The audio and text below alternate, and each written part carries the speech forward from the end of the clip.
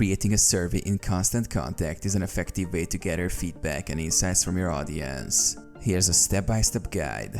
Visit Constant Contact's website and log into your account. Start a new campaign. From the dashboard, click on Create or Create Campaign. Select Survey from the list of campaign types.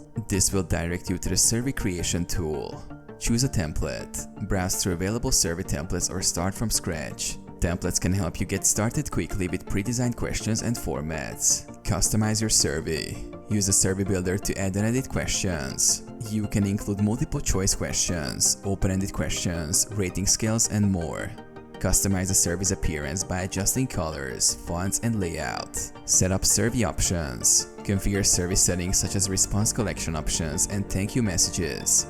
Decide whether respondents can submit multiple responses and set up any necessary notifications. Preview and test. Preview your survey to ensure it appears and functions as expected. Test it by submitting a sample response. Publish and share.